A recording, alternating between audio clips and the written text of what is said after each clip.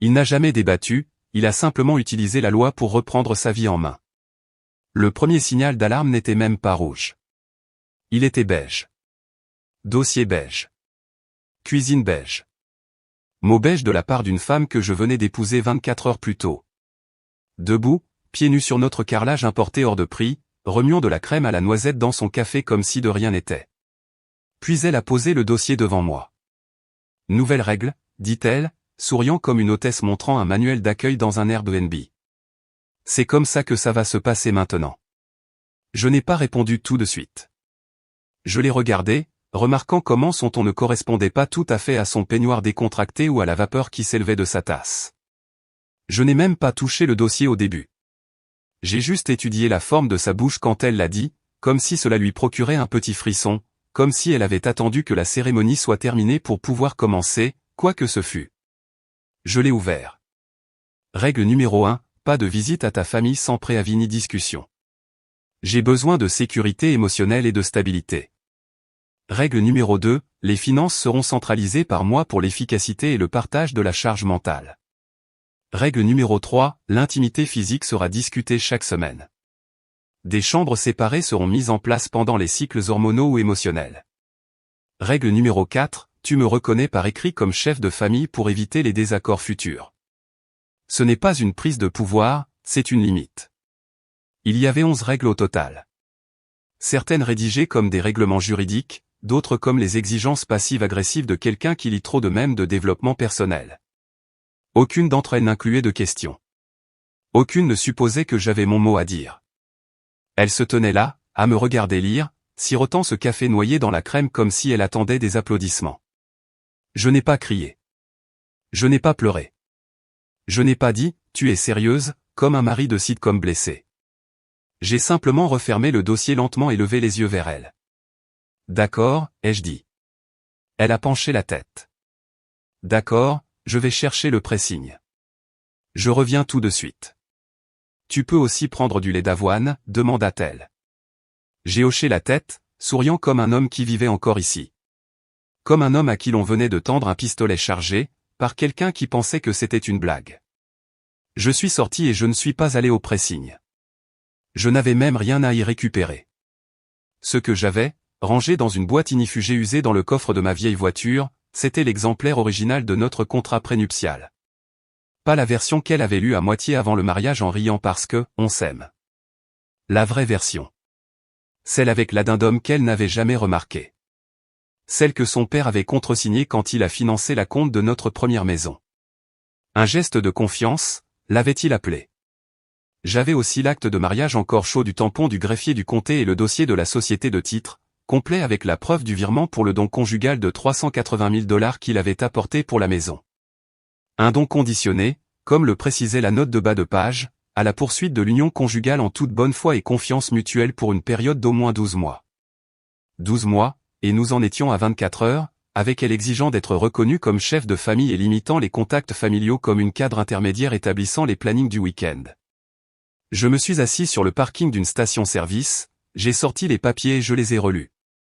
Je me suis souvenu du vieil avocat qui les avait rédigés pour moi, comment il avait souligné cette clause 3 fois et dit, si jamais elle essaie d'utiliser le mariage pour prendre le contrôle, c'est votre siège éjectable. Silencieux, légal et définitif. Je n'ai jamais pensé que je l'utiliserais. Je n'ai jamais pensé que j'en aurais besoin, mais c'était là. Tout ce qu'elle avait à faire, c'était de prouver son arrogance avec quelque chose de tangible, quelque chose d'écrit, quelque chose qui changeait les termes émotionnels du mariage par écrit. Et elle l'avait fait. Elle l'avait fait avec un dossier beige et une phrase qui résonnait encore dans ma tête, c'est comme ça que ça va se passer maintenant. Je n'ai pas ressenti de chagrin. Je n'ai pas ressenti de rage. Je me sentis calme. Ce genre de calme qui précède le déclic d'un interrupteur. Elle pensait qu'elle avait gagné. Elle pensait que le pouvoir avait été transféré avec l'alliance. Ce qu'elle ne savait pas, ce qu'elle n'avait même pas envisagé, c'est que je ne jouais jamais au jeu de pouvoir à voix haute. Pas une seule fois. Je laissais les gens parler. Je les laissais se vanter. Je les laissais faire le premier pas, car c'était tout ce dont j'avais besoin. Un seul mouvement, documenté et traçable. Et elle venait de m'en donner 11, signé et daté. Quand je suis rentré plus tard cet après-midi-là, elle a à peine levé les yeux de son ordinateur portable. Tu as oublié le lait d'avoine. Je le prendrai la prochaine fois. Elle n'a même pas remarqué que je portais à nouveau le dossier. Le même, mais maintenant rembourré d'un nouvel jeu de copies certifiées conformes. Je l'ai glissé silencieusement dans le tiroir du bureau du couloir. Au fait, lança-t-elle depuis la cuisine. Il faut qu'on parle du garage. Je pense que ça devrait être mon espace artistique. J'ai hoché la tête, éteignant la lumière du couloir derrière moi. Bien sûr, on trouvera une solution. Elle pensait que j'avais l'air conciliant. Ce qu'elle ne réalisait pas, c'est que ce garage était déjà l'adresse légale de ma société holding, et que le don de son père était déjà en passe de devenir une créance exigible. La montée en ascenseur jusqu'au 12e étage était lente, presque théâtrale, le genre qui vous donne le temps de remettre en question tout ce que vous êtes sur le point de faire. Je ne l'ai pas fait. Le bureau sentait la même chose qu'il y a 3 mois. Chêne poli, désinfectant au citron et vieille fortune se faisant passer pour nouvelle. La réceptionniste a levé les yeux vers moi comme si j'étais un fantôme. Monsieur R, dit-elle avec un sourire forcé. Je ne m'attendais pas à vous revoir si tôt. Je ne m'attendais pas à en avoir besoin, ai-je répondu. Elle a appelé Martin Hellé, le gestionnaire de fiducie qui s'était occupé des documents pour notre maison. Je me souvenais clairement de lui. Chemise à col boutonné trop serré, cravate bleu marine avec des encres microscopiques, et l'habitude de tapoter son stylo contre son presse-papier comme un homme qui détestait les pauses. Il est sorti de son bureau avec la même efficacité aux lèvres pincées. Vous avez apporté les documents? Je lui ai tendu le dossier en manille, acte de mariage, contrat prénuptial signé, formulaire de transfert de titre de propriété, et le clou du spectacle, sa liste de règles, complète avec son écriture, sa signature et la date dans le coin supérieur droit. Hellé les a parcourus un par un, ses yeux balayant les pages comme un scanner dans une salle d'audience. Quand il est arrivé à la page 3, règle 4, tu me reconnais comme chef de famille, il a arrêté de tapoter son stylo. Ça, c'est nouveau, dit-il. Elle me l'a donné le matin après notre mariage. Il a hoché la tête lentement, son pouce caressant l'entête en relief du contrat prénuptial comme s'il dépoussiérait un souvenir. Vous savez ce que cela signifie, n'est-ce pas, demanda-t-il. Je l'ai juste regardé fixement. Cela annule la clause de bonne foi. Que dis-je, ça la pulvérise. Je me suis penché en arrière. Alors pulvérisons le don. Hellé a laissé échapper un petit sifflement. La plupart des gens ne lisent pas les notes de bas de page. J'ai payé un supplément pour les écrire. Il a souri. Pour la première fois depuis des années, probablement un vrai sourire, pas le genre de salle d'audience. Pas le genre, vous venez d'hériter de la ferme de grand-mère, mais un sourire authentique, petit, vif et impressionné. Je vais rédiger la note de service, dit-il. Son père ne s'y attendra pas. C'était un euphémisme, car son père, George Whitmore, était le genre d'homme qui ne croyait pas aux conséquences. Il croyait au levier, au contrôle, à l'intimidation adoucie par l'étiquette de country club. Il se pavanait dans la vie comme un homme qui n'avait jamais perdu une négociation, parce que même quand il perdait techniquement, les avocats aplanissaient les choses avant le week-end. Il avait appelé ça un don conjugal, ces 380 000 $ virés de son compte professionnel à la société de titres un jeudi matin, 6 semaines avant notre mariage. Il s'était assuré que je vois l'email. Considérez cela comme un vote de confiance dans votre engagement envers ma fille. La formulation était délibérée, tout comme ma réponse. Alors, que ce soit mutuel. Lions-le au mariage. C'est ce que nous avons fait. Clause 3C, si l'une ou l'autre des parties viole l'esprit de l'union par des actes de fausses déclarations, de coercition ou de fraude émotionnelle au cours des 12 premiers mois, tous les dons liés à la propriété immobilière redeviennent remboursables. Pas d'arbitrage, pas de délai. C'était une clause élégante, trop élégante pour que ma désormais épouse la remarque, et bien trop obscure pour qu'un homme comme George Whitmore imagine qu'elle puisse être utilisée contre lui. Mais elle l'avait fait. Au moment où elle a fait glisser ce dossier sur la table et a dit « c'est comme ça que ça va se passer maintenant », elle a allumé la mèche. Car le mariage n'était pas un jeu de romance dans notre monde. C'était un contrat avec des conséquences réelles, et la coercition était le détonateur nucléaire. Hellé a sorti un registre usé relié en cuir d'un tiroir verrouillé et l'a ouvert à la page marquée « Transfert Whitmore ». La trace du virement était là. Montant, date, expéditeur, objet. Il l'a glissé vers moi. Je vais le marquer comme convertible en prêt. En billet à ordre, exigible sous 30 jours, ai-je demandé. Et la maison? Le titre de propriété revient à l'acheteur initial. Aucune co-signature requise puisque ça paraissait conditionnel. Nous n'avons pas trinqué. Nous ne nous sommes pas serré la main. Nous n'avons pas dit, on va les avoir. Ce n'était pas une vendetta. C'était des mathématiques. Elle avait changé les règles. Je ne faisais qu'enregistrer les résultats. Avant que je parte, Elema regardait avec une sorte d'admiration perplexe. Pourquoi n'avez-vous rien dit au moment où elle vous a donné cette liste? J'ai refermé la fermeture éclair du dossier. Parce qu'elle pensait que je ne le ferais pas, il a hoché la tête. C'est le problème avec ce genre de personnes. Elles ne s'attendent jamais à ce que le silence soit une manœuvre. Et c'en était une. Le silence lui a donné la corde pour se pendre. Le silence l'a mise à l'aise. Le silence lui a donné confiance. Et puis le silence a transformé tout cela en arme. Je suis retourné à l'ascenseur, j'ai appuyé sur le bouton. Pas de musique, pas de fanfare, juste le bourdonnement silencieux de la machinerie se préparant à me faire descendre de 12 étages, de retour dans le monde où elle pensait encore avoir gagné, où elle pensait encore que la maison était à elle. Le mariage était solide. L'argent était gratuit. Et son père sirotait encore du vin hors de prix avec ses conseillers, ignorant que sa banque était maintenant celle qui était assiégée. Parce que ce n'était plus seulement un don. C'était une dette, et je venais d'en exiger le paiement. Elle pensait que je m'adaptais. Elle pensait que le silence signifiait la reddition, que l'absence de résistance était une acceptation. Et pour être juste, la plupart des hommes auraient fait exactement cela. Ils auraient hoché la tête face au ton condescendant, ri des pics sur le dressage, et prié pour que les choses finissent par se normaliser. Mais je ne suis pas comme la plupart des hommes, et je ne priais pas. J'enregistrais. La première fois qu'elle a dit « je suis en train de le dresser », c'était lors d'un dîner avec ses amis d'université. Nous étions allés dans un restaurant méditerranéen hors de prix où les nappes ressemblaient à des serviettes Ikea et les cocktails étaient servis avec des fleurs comestibles. Elle a trinqué avec sa sœur de sororité de la côte et a annoncé, assez fort pour que la table voisine entende, première semaine de mariage et je lui fais déjà faire la vaisselle et plier les serviettes de la bonne manière. Applaudissements pour le dressage des maris, s'il vous plaît. La table a ri. J'ai souri. J'ai même levé mon verre. Ce qu'elle ne savait pas, c'est que j'avais laissé mon téléphone en train d'enregistrer dans la poche de ma veste. Non pas parce que j'avais besoin de prouver qu'elle était méchante, mais parce que son ton évoluait de ludique à possessif, de sarcastique à stratégique. Et plus elle se sentait en contrôle, plus elle le verbalisait. Elle a commencé à m'envoyer des listes de tâches par SMS, avec des puces. Puisque tu es rentré tôt, merci de faire ça avant que je rentre. Cœur rouge, suivi d'horodatage.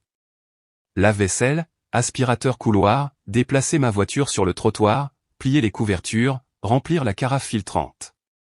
Toujours avec un emoji cœur, toujours comme si c'était une récompense. Je les ai imprimés.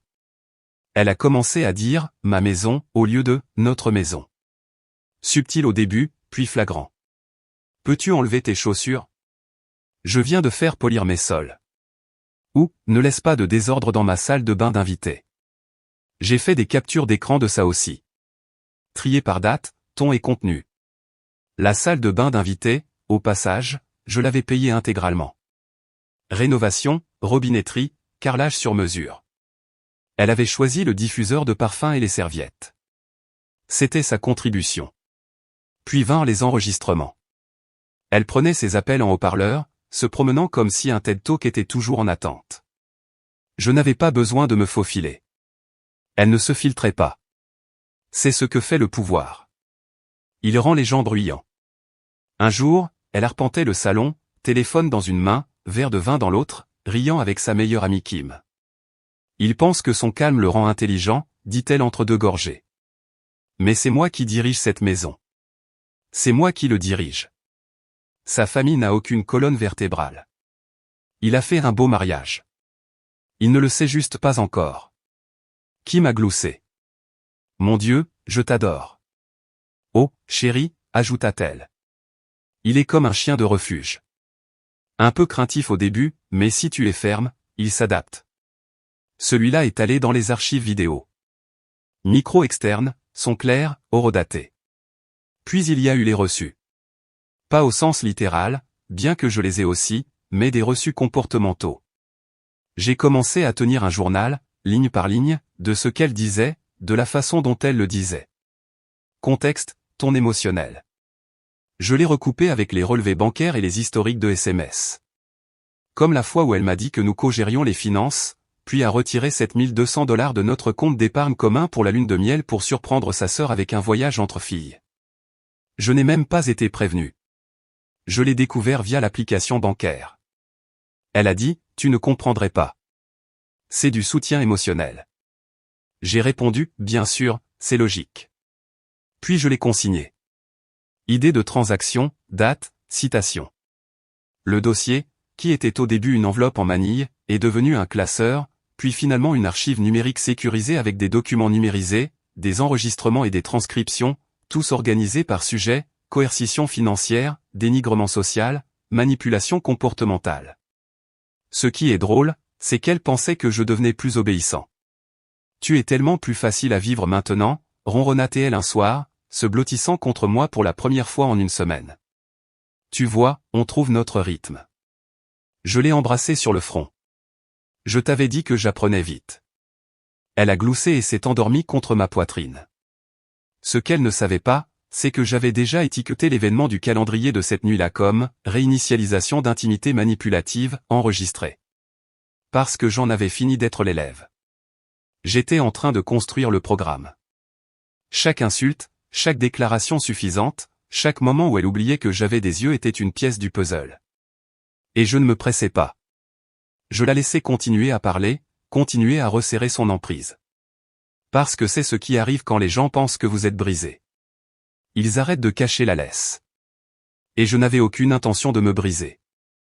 J'avais bien l'intention de documenter, de construire une trace écrite si nette, si accablante, si chirurgicalement assemblée que lorsque le moment viendrait, ce ne serait pas seulement crédible, ce serait inévitable. Elle avait écrit la liste. J'étais juste en train d'écrire la fin. C'est un mardi que j'ai passé l'appel. Pas un jour dramatique, pas un point de rupture. Elle était à son cours de yoga, probablement en train de se vanter auprès de quelqu'un de la façon dont elle m'avait enfin fait manger sans gluten. J'étais seul dans ma voiture, garé devant une quincaillerie, n'achetant rien, juste en train de penser, fixant une pancarte publicitaire pour du paillis d'hiver, regardant les clients entrer et sortir, et sentant le changement silencieux et subtil d'une décision qui se solidifiait. Puis j'ai composé le numéro. Redwood et Darnell, Linda à l'appareil. Je dois parler à Gary Redwood, ai-je dit. Puis-je savoir à quel sujet? C'est à propos d'un mariage. Le mien. Il y eut une pause, puis un changement de ton. Veuillez patienter. Gary Redwood n'était pas un homme bon marché. Il ne faisait pas de publicité. Pas de panneaux d'affichage ou de vidéos Facebook maladroites devant des livres de droit. Il avait une seule spécialité, défaire les mauvais nœuds, légalement et proprement, sans laisser un seul fil dans les mains de l'autre personne. Ses clients étaient des gens discrets, PDG, héritiers de fonds fiduciaires, ingénieurs avec des contrats prénuptiaux en béton, des gens qui avaient trop à perdre pour un divorce désordonné. Des gens comme moi. Il a décroché à la 3e sonnerie. Sa voix était faite de gravier et de laine d'acier. Vous avez attendu, dit-il. Malin. Racontez-moi tout. Alors je l'ai fait. Je lui ai parlé du dossier beige, des 11 règles, de la ligne sur le chef de famille, de son ton, de son rire, de la façon dont elle avait transformé la lune de miel en un coup d'état en douceur. Il ne m'a interrompu qu'une seule fois. L'a-t-elle daté? Oui. Et vous avez toujours l'original? Oui. Plus des scans. Continuez. J'ai tout déballé. Les enregistrements, les reçus, la clause de propriété, les conditions du don de son père. J'ai même cité la partie du contrat prénuptial où elle acceptait par écrit que toute tentative de modifier le pouvoir conjugal par la coercition ou la fausse déclaration au cours de la première année constituerait un motif d'annulation avec renversement des actifs. Quand j'ai eu fini, il y a eu un silence au bout du fil. Puis une lente expiration. Elle est devenue gourmande, dit Redwood. Elles le deviennent toujours. Elles confondent le silence avec la reddition. Et son père, si ça va jusqu'au bout, dit-il, il devra se rembourser intégralement. Pas d'astuces juridiques, pas de paradis fiscaux. La société de fiducie traitera le don comme un actif conjugal détourné, ce qui signifie qu'il sera reclassé en prêt devant être remboursé. Il a fait une pause. Et la maison? Le titre de propriété revient à l'acheteur initial. Vous. Elle sera dehors avant de réaliser qu'elle n'a jamais été sur l'acte de propriété pour commencer. Pas vraiment. Je pouvais l'entendre sourire. Vous êtes sûr de ça, ai-je demandé. Je ne suis pas un thérapeute, mon garçon. Mais je reconnais un piège quand j'en vois un. Et vous n'êtes pas tombé dedans. Vous l'avez documenté. Cette liste seule suffit à faire exploser toute l'affaire. Le reste, c'est juste de l'huile sur le feu. Nous avons convenu d'un rendez-vous en personne, discrètement. Pas de mail, pas de traces. Nous nous sommes rencontrés dans son bureau 2 jours plus tard, juste après le crépuscule. C'était le genre d'endroit avec des murs insonorisés et aucune fenêtre donnant sur la rue. Vieille école, digne de confiance. Il a exposé le plan comme un général se préparant à un siège. Étape 1, déposer une demande d'annulation pour violation de la bonne foi implicite. Étape 2, notifier la société de fiducie de l'activation de la clause 3C. Étape 3, lancer la séparation financière en vertu de la section 8 du contrat prénuptial. Votre contrat prénuptial, pas le commun. Elle n'aura pas de phase de découverte. Elle n'aura pas de guerre. Et son père recevra un avis de remboursement certifié. Daté et définitif. Il essaiera de crier, de menacer, peut-être même de prendre un avocat, mais il a signé les documents lui-même avec son avocat successoral comme témoin. Il n'y a pas d'issue. Il a glissé les papiers vers moi. Signez ici. Nous allons garder ça secret pour l'instant. Elle ne saura rien avant que le processus ne soit déjà enclenché. Vous continuerez à vivre normalement. Souriez. Hochez la tête. Laissez-la penser que la laisse est toujours là. J'ai signé. Le stylo semblait plus lourd que d'habitude. Pas de façon dramatique, juste solide, comme une ligne tracée dans du ciment frais. Alors que je partais, Redwood a lancé une dernière chose. Elle va penser que ça sort de nulle part. Je me suis retourné. Qu'elle le pense. En rentrant chez moi, j'ai croisé sa voiture garée devant la maison. Elle était déjà à l'intérieur, probablement en train d'allumer une bougie, de lancer son podcast de pleine conscience. Elle aimait toujours méditer avant de demander quelque chose de passif-agressif. Je suis entré comme si rien n'avait changé. Elle a levé les yeux de son canapé et a souri. « Tu peux m'apporter de l'eau ?» ?»« Bien sûr, » ai-je dit, déjà dans la cuisine. Pour elle, j'étais coopératif. Pour moi, je documentais une autre interaction. Car le mécanisme juridique était enclenché, comme une bombe sous le plancher, comptant à rebours à chaque petite commande suffisante. Et quand elle exploserait, il n'y aurait pas de feu, juste le silence dans un vide notarié où se trouvait autrefois son contrôle. Mercredi a commencé comme la plupart des autres. Je lui ai préparé un smoothie, beurre de cacahuète, lait d'amande, 2 mesures de sa poudre de collagène coûteuse qu'elle insistait pour garder dans une armoire verrouillée. Elle se préparait pour son brunch, femme en leadership. C'est comme ça qu'elle l'appelait. Une bande de femmes d'une trentaine d'années qui traitaient le réseautage comme des préliminaires et citaient des TED Talks comme des écritures saintes. Elles détestaient toutes leurs maris, la plupart en secret, et se vantaient d'être les patronnes à la maison. Ma femme, elle était leur reine. Elle flottait dans la cuisine pieds nus, dictant la playlist de l'après-midi pendant que je coupais des fraises comme un bon petit accessoire domestique. « Tu t'es souvenu du lait d'avoine cette fois ?» dit-elle d'un air suffisant. « Je m'améliore » ai-je répondu. Elle a souri. Le dressage prend du temps. Certainement. Je lui ai tendu le plateau et les regardé sortir sur la terrasse, fredonnant pour elle-même.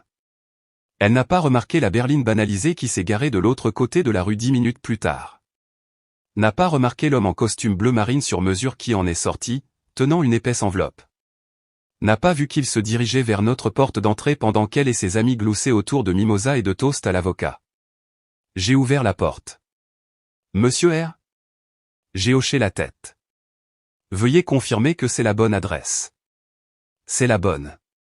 Signification confirmée, dit-il, puis s'éloigna comme si c'était un mercredi comme les autres. J'ai glissé l'enveloppe sur l'îlot de cuisine en marbre et je suis monté à l'étage, sans dire un mot. 20 minutes plus tard, je l'ai entendu. Un arrêt soudain dans les rires. Des fourchettes suspendues en l'air. Un silence étrange planant sur la terrasse, comme si une panne de courant venait de frapper le brunch. Elle a dû voir l'enveloppe posée là, couleur crème et menaçante, avec son nom légal complet tapé en gras sur le devant. C'est une chose curieuse de regarder l'arrogance s'effondrer en temps réel.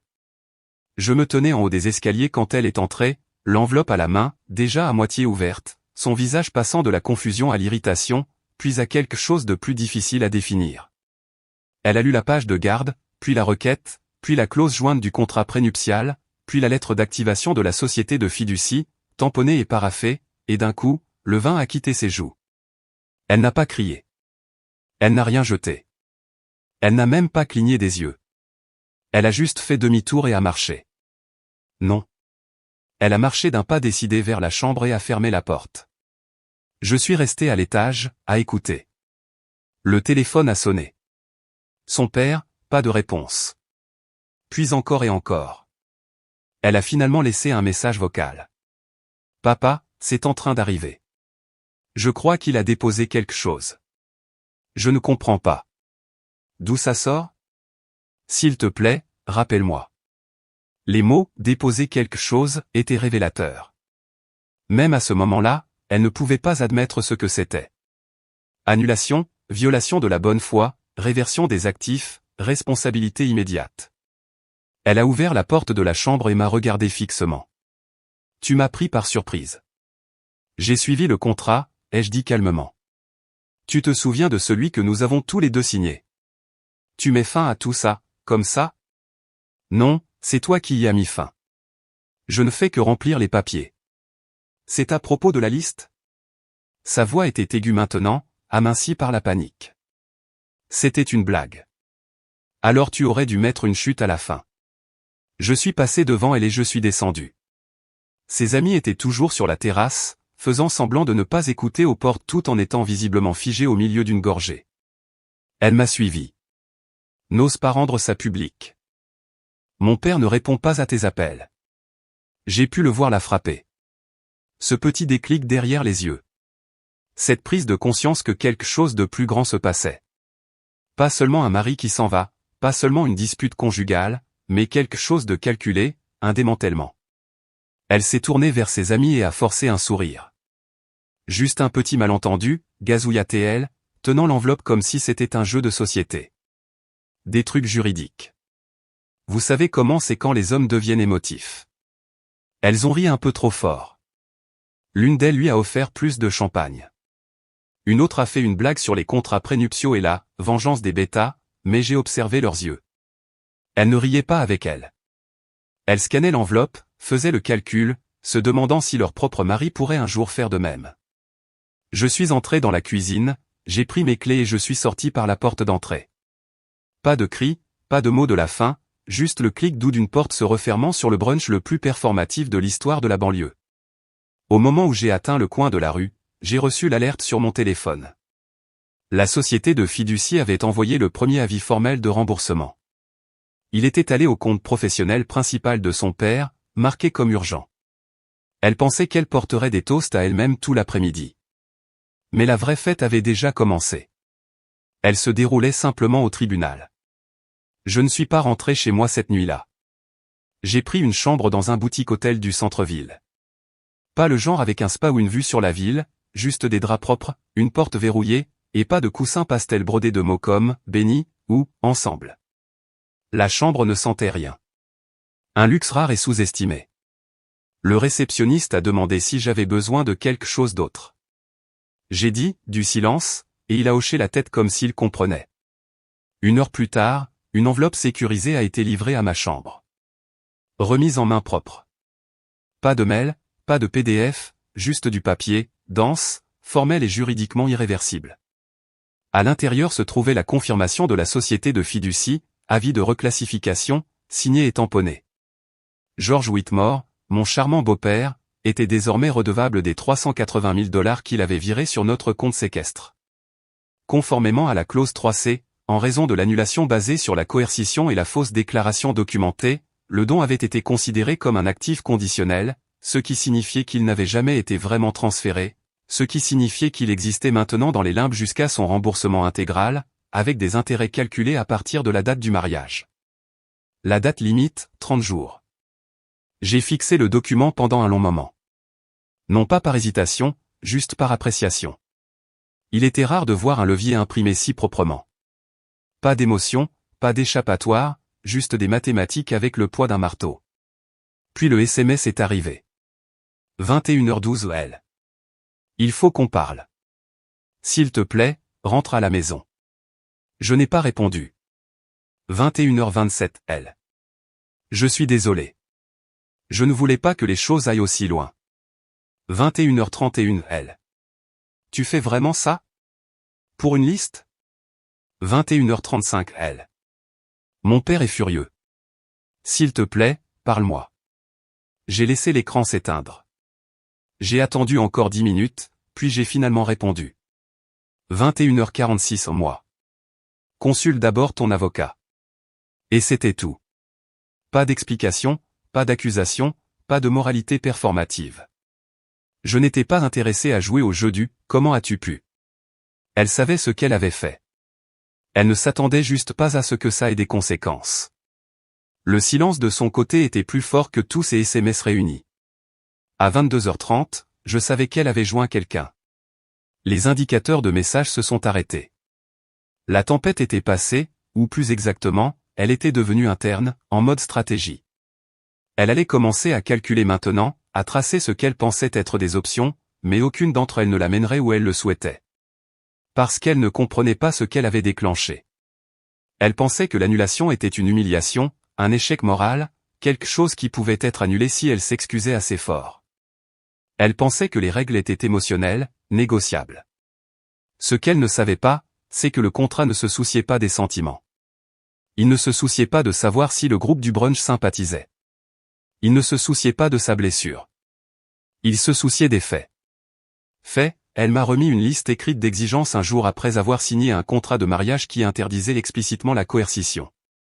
Fait, son père a financé la compte de notre maison comme un don conjugal conditionné à la poursuite de bonne foi. Fait, elle a violé les deux. Par écrit, en vidéo, enregistré. Il n'y avait aucun levier qu'elle pouvait actionner pour effacer cela. Je me suis allongé sur le lit de l'hôtel et j'ai fixé le plafond, écoutant le faible bourdonnement de la climatisation. J'ai pensé au dîner que nous étions censés avoir ce soir-là. Elle avait fait une réservation, un endroit chic avec des chandelles et des coquilles Saint-Jacques hors de prix. C'était censé être notre soirée de connexion, en milieu de semaine, quelque chose qu'elle avait inscrit dans notre calendrier de mariage avec des blocs de couleurs. L'une des rares règles que je n'avais pas contestées. Elle serait assise là maintenant, peut-être encore à attendre, peut-être pas. Peut-être encore accrochée à la croyance que j'entrerais, penaud et conciliant, disant que nous étions allés trop loin, que je ne voulais pas tout faire sauter. Mais je le voulais. Pas par dépit, pas par colère, mais par précision. Elle m'a tendu une allumette et a versé l'essence elle-même. Tout ce que j'ai fait, c'est l'allumer tranquillement et laisser la porte déverrouillée pour qu'elle puisse regarder le tout brûler. Dehors, par la fenêtre de l'hôtel, la ville brillait. Les gens marchaient sur les trottoirs, riant dans leur téléphone, se faufilant dans les bars. Le monde continuait de tourner. À la maison, elle réalisait quelque chose qu'elle n'avait jamais envisagé auparavant. Que le contrôle n'est pas la même chose que la sécurité. Et que l'amour, une fois manipulé, ne vous doit pas un atterrissage en douceur. J'ai bien dormi cette nuit-là. Pas de podcast, pas de diffuseur de bougies, pas de liste de tâches attendant près de l'évier.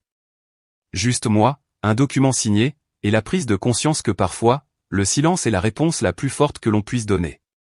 Elle a finalement réussi à joindre son père tard le lendemain matin. Selon les registres de la société de fiducie, auquel j'avais maintenant accès grâce à ma désignation en tant que bénéficiaire conditionnel, George Whitmore a ouvert l'email certifié à 10h03 et a passé son premier appel à sa fille à 10h06.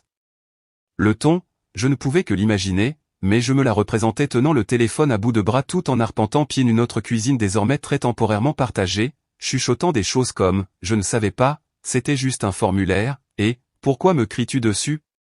Ils ont organisé une réunion d'urgence avec Thomas Claiborne, l'avocat successoral de longue date de leur famille. Claiborne était le genre d'homme qui portait des lunettes de lecture à monture dorée, transportait un agenda relié en cuir et parlait en demi-phrase qui vous donnait l'impression que le problème venait de vous, pas de la loi. Ils se sont rencontrés dans le bureau de George en centre-ville. Celui avec les murs en bois sombre et un globe vintage que personne ne faisait jamais tourner.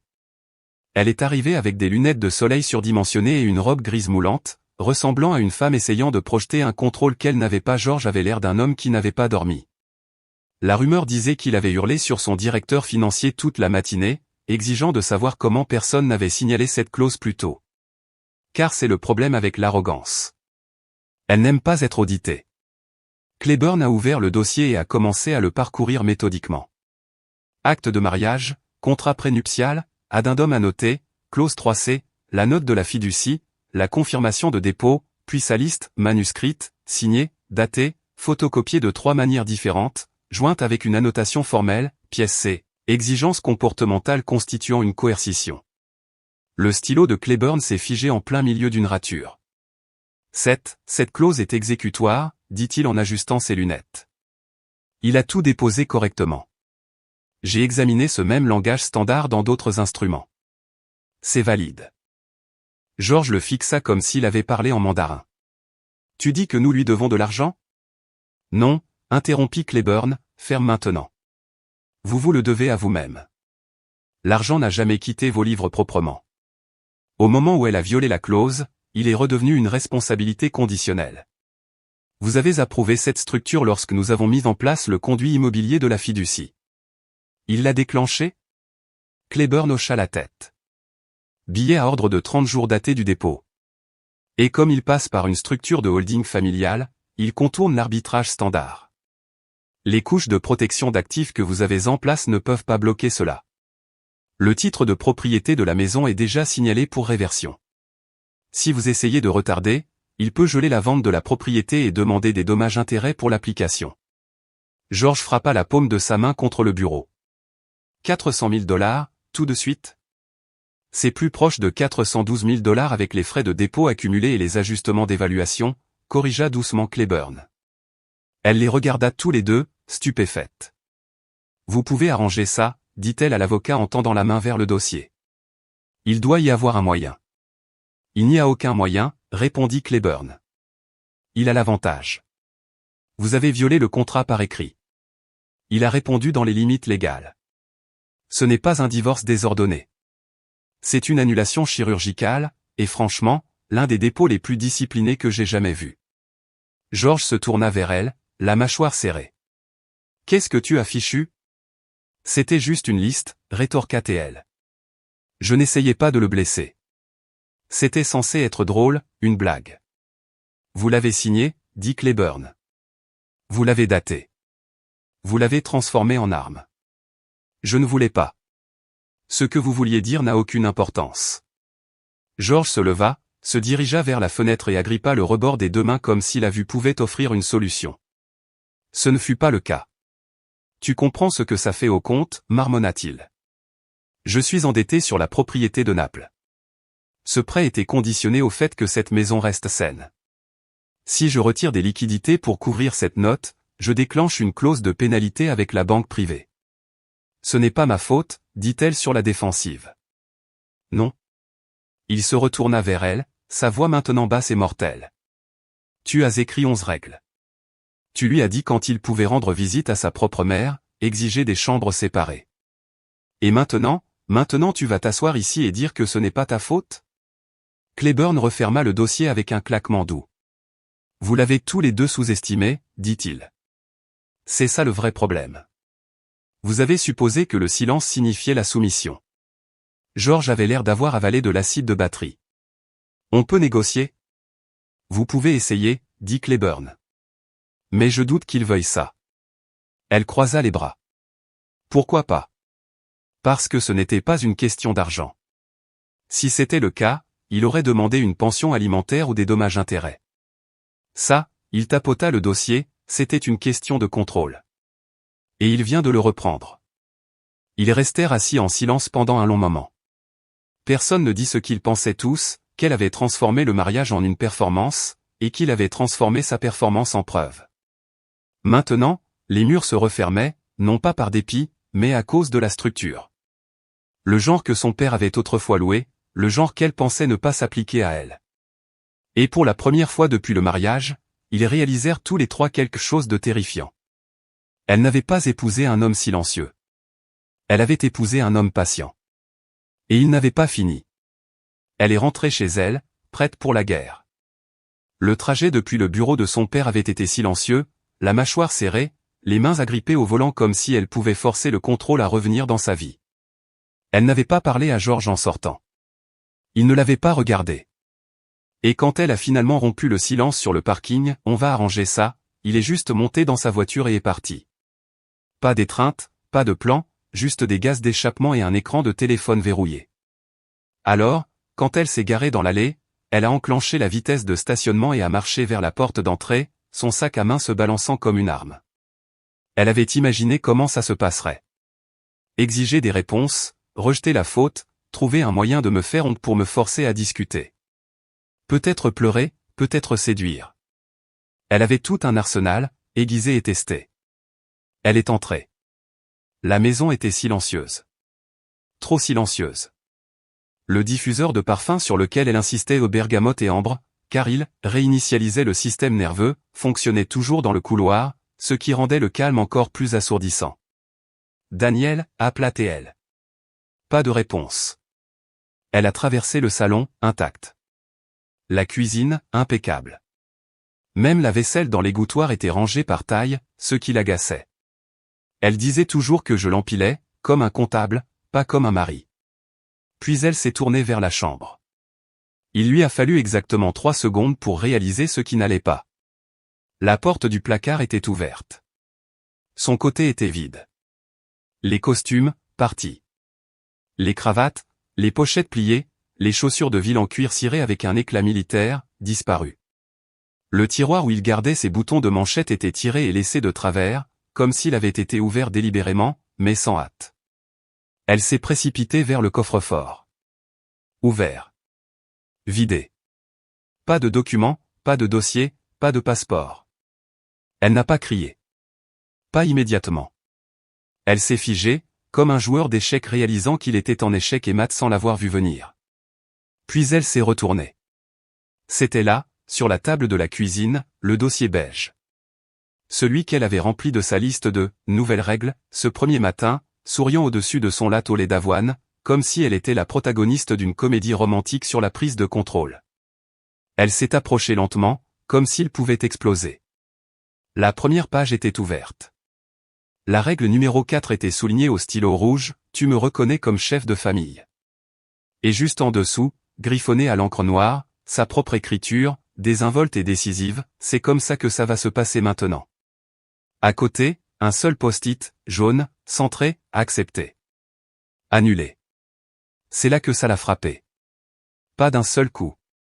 Pas comme dans un film où quelqu'un tombe à genoux. Non, c'était plus silencieux que ça. C'était un sentiment de vide, comme si quelqu'un avait plongé la main en elle et avait commencé à retirer doucement les fils. Elle a reculé, s'est assise sur la chaise de la cuisine, sa chaise et a fixé la liste comme si c'était une demande de rançon d'une version d'elle-même qu'elle ne reconnaissait plus. Parce qu'elle n'avait pas seulement essayé de prendre le contrôle. Elle l'avait documenté, signé, emballé comme un cadeau et remis à quelqu'un qui comprenait les contrats mieux qu'elle ne comprenait le contrôle. Elle pensait que la liste était le pouvoir. Elle pensait que les règles la mettaient en sécurité. Mais maintenant, la chambre était vide. Le pouvoir était parti. Et les règles, ce n'étaient pas des règles du tout. C'étaient des preuves. Dehors, un oiseau chantait sur le rebord de la fenêtre. Une tondeuse à gazon bourdonnait au loin. Le monde se fichait qu'elle vienne d'être expulsée, légalement et émotionnellement. Elle a attrapé son téléphone et a ouvert nos messages, a fait défiler vers le haut, à travers des semaines où elle aboyait des ordres dans des SMS enrobés d'émojis, à travers les commentaires passifs-agressifs. La douceur non reconnue qu'il envoyait autrefois. J'ai récupéré ton pressigne, j'ai fait ton thé, je l'ai laissé près de ton ordinateur portable. Elle n'avait jamais répondu à cela. Pas une seule fois. Maintenant, elle a tapé, s'il te plaît, reviens. Je ne le pensais pas, elle a regardé le message, puis l'a effacé, puis a tapé à nouveau, je changerai. Je te jure qu'on peut recommencer, s'il te plaît. Puis elle l'a effacé aussi.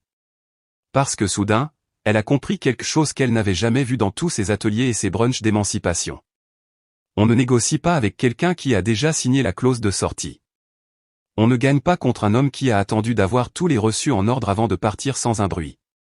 Et on ne réécrit certainement pas les règles une fois qu'il a prouvé qu'il avait lu les petits caractères en premier. La chambre était vide, mais le silence, lui, était plein de sens. 3 jours plus tard, son nom a disparu de l'acte de propriété. Cela s'est fait discrètement, efficacement. Pas d'avocat criant dans les salles d'audience, pas de halètement dramatique, juste un dépôt silencieux au bureau du registraire du comté en centre-ville. Le nouveau titre me listait comme l'unique propriétaire. Aucune co-signature requise. Son nom n'avait techniquement jamais fait partie de l'acte, seulement noté comme « conjoint résident » sous la structure de la fiducie conjugale, une structure qui n'existait plus. Le document qui finalisait cela ne faisait que 4 pages, mais il a frappé comme un boulet de démolition. Le greffier n'a pas scié. Il avait vu 1 millier de transferts de propriété. Un de plus ne signifiait rien. Mais pour elle, cela signifiait tout, car lorsqu'elle a reçu la notification au courrier recommandé, signature requise où elle n'était pas adressée à « nous ». Elle m'était adressée, à moi seul. C'était le premier domino. Le second est tombé le même après-midi lorsque sa meilleure amie de brunch, Aubrey la blonde au mariage Instagram soigné et au moralisme chirurgicalement amélioré lui a envoyé un texto « Ça va ?» On a entendu parler de l'acte de propriété. On est tout un peu confuse. Pas en colère, pas de soutien, juste confuse.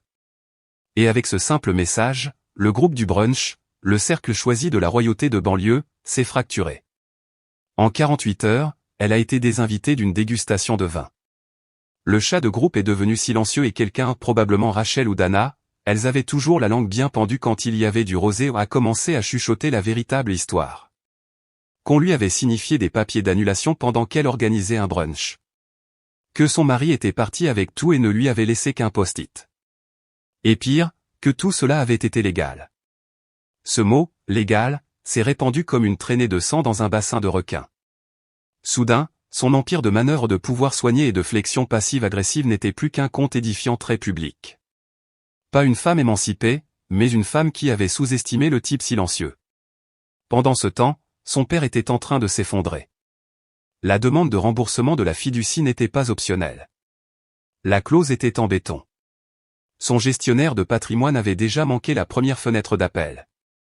Maintenant, le compte à rebours pour le remboursement tournait bruyamment. George Whitmore a commencé à liquider des actifs. D'abord, les petites choses. Des actions dans une entreprise de logistique de second rang, un investissement à moitié achevé dans une application de nourriture saine. Puis, 2% de sa participation de longue date dans une fiducie de placement immobilier privé qu'il détenait depuis une décennie. Tout ça pour couvrir un simple don conjugal qu'il avait autrefois balayé d'un revers de main comme un pourboire à un voiturier. J'avais les yeux sur tout. Dépôt public, divulgation à la SEC, quelques alertes utiles mises en place des années auparavant quand j'ai réalisé que George aimait déplacer de grosses sommes d'argent discrètement. J'ai regardé les ventes en cascade, non pas avec joie, mais avec précision. Car chaque actif qu'il liquidait était un autre reçu. Et chaque reçu montrait clairement que ce n'était pas une querelle. C'était un règlement de compte. Elle m'a appelé une fois, une seule fois, après le transfert de l'acte. Je n'ai pas décroché, j'ai laissé aller à la messagerie vocale. Sa voix était cassante, comme quelqu'un essayant de parler à travers du verre fissuré. Daniel, j'ai vu les papiers. Tu as fait le changement de titre. Comment as-tu pu faire ça? Nous étions mariés. Tu n'étais pas obligé d'aller aussi loin. On aurait pu parler. Tu ne m'as même pas donné une chance de m'excuser. Il y eut une pause, une respiration. S'il te plaît, dis-moi juste ce que tu veux. J'ai effacé le message. Parce qu'elle savait déjà ce que je voulais. Je voulais sortir, proprement, légalement, tranquillement. Je voulais qu'elle comprenne que le mariage n'est pas un théâtre pour la domination. Que, chef de famille, n'est pas une couronne à exiger. C'est un rôle à mériter. Et surtout, qu'on ne tend pas à un homme un contrat d'exigence en s'attendant à ce qu'il ne lise pas les petits caractères. À la fin de la semaine, elle logeait chez sa sœur. La maison, ma maison, était en préparation pour la vente. Je n'avais jamais prévu d'y rester. Trop de souvenirs déjà gravés dans les murs. Je la voulais vendue, proprement, à la valeur du marché. Chaque dollar irait sur un nouveau compte, un nouveau nom, un nouvel endroit. Les voisins avaient commencé à poser des questions. L'un d'eux a même sonné à la porte pour prendre des nouvelles, feignant l'inquiétude avec un sourire en plastique. Est-ce que tout va bien? On a juste remarqué qu'elle n'était plus là et quelqu'un a dit. J'ai déposé une demande d'annulation, ai-je dit platement. Elle a violé le contrat prénuptial. J'ai exécuté la clause. Son visage a eu un tic. Oh, waouh. Je ne savais même pas que c'était possible. Ça l'est, ai-je dit. Si vous planifiez à l'avance. Il a hoché la tête et est parti sans un mot de plus. Cette nuit-là, j'ai regardé les lumières des porches des maisons environnantes s'allumer une par une, comme de petits signaux d'avertissement clignotant au reste du quartier. Ne confondez pas le silence avec la faiblesse. Et ne présumez jamais que l'homme qui sourit à vos exigences n'est pas en train de construire sa propre liste, une clause à la fois. C'est arrivé un jeudi soir, juste après 23 heures. La seule raison pour laquelle je connais l'heure, c'est parce que la voisine d'en face, Madame Callahan, directrice d'école à la retraite et système de surveillance du quartier, l'a noté dans son petit carnet. Elle garde une trace de ce genre de choses. Les lumières de porche laissées allumées trop longtemps. Les poubelles non rentrées au coucher du soleil. Et cette nuit-là en particulier, une éruption de cris provenant de la maison des filles Whitmore qui a brisé le silence de leur rue autrement bien entretenue. George Whitmore n'a pas frappé. Il n'a pas appelé à l'avance. Il est arrivé dans un Range Rover noir, portant toujours un costume qui semblait froissé pour la première fois depuis des décennies. Il n'a même pas fermé correctement la portière de la voiture. Il l'a juste laissée ouverte, les phares projetant des ombres tordues sur la pelouse alors qu'il se précipitait sur le chemin. Elle a ouvert la porte en pantalon de pyjama et un sweatshirt qui avait été le mien. Ce détail m'a fait sourire quand on me l'a raconté. Il n'a pas attendu. Espèce d'idiote, a-t-il aboyé, sa voix ricochant sur le revêtement. Est-ce que tu comprends seulement ce que tu as fait? Madame Callahan, qui arrosait prétendument ses hortensias à 23 heures, s'est figée, tuyau en main, alors que les mots traversaient le cul-de-sac. Est-ce que tu réalises, cria à nouveau George, ce que tu as coûté à cette famille? Elle a essayé de le faire entrer, lui a dit de baisser la voix, mais il n'était plus en représentation. Il ne protégeait plus la marque. Ses mains tremblaient, l'une agrippant un dossier, l'autre s'agitant comme si elle pouvait la gifler pour lui faire voir la réalité. Je viens de raccrocher avec nos auditeurs de patrimoine, siffla-t-il. Tu sais ce qu'ils ont dit? Ils ont dit que nous sommes exposés à cause de toi. À cause de ta liste, tes petites règles? Elle a reculé, balbutiant. C'était censé être drôle. C'était juste une blague. Je ne voulais pas. Tu ne voulais pas? Tu ne voulais pas? Il a claqué le dossier sur sa table de cuisine assez fort pour faire trembler le vase. Tu l'as signé. Tu l'as daté. Tu as annoncé à tes amis que tu le dirigeais. Et maintenant la maison est partie. L'argent est parti. Et je fais l'objet d'une enquête pour transfert frauduleux à cause de ton ego. Elle a pleuré. Elle a vraiment pleuré. Ce n'était pas censé se passer comme ça, dit-elle, à peine audible. Il était censé avoir besoin de moi. J'étais censé être celle qui contrôlait. Tu étais censé quoi, dit-il, presque en riant. Tu as épousé un homme qui était plus patient que tu n'étais intelligente. C'est ça ton erreur. Elle a essayé à nouveau, plus doucement, comme si le volume pouvait effacer les conséquences. C'était juste une liste. Mais ce n'en était pas une. Parce que cette liste était un document, un contrat, une déclaration écrite de contrôle qui violait le cœur même de notre accord de mariage. Ce n'était pas de la satire. Ce n'était pas mignon. C'était la pièce à conviction numéro 1. La voisine a dit qu'il est parti quelques minutes plus tard, claquant la porte derrière lui si fort qu'il a fait tomber l'un de ses cadres photos du mur. Elle est restée assise là pendant des heures, seule, fixant une maison qui n'était pas la sienne avec un nom qu'elle ne partageait plus. Pas d'invitation à des brunchs, pas de groupe de filles, pas de titre, pas de propriété et pas de levier. Juste la liste. La même liste que j'avais soulignée avant de partir. La même liste qui a mis moins de 2 semaines à défaire l'illusion qu'elle avait essayé de construire autour de moi. Elle pensait que j'étais silencieux parce que j'étais faible. Elle pensait que le silence signifiait la reddition.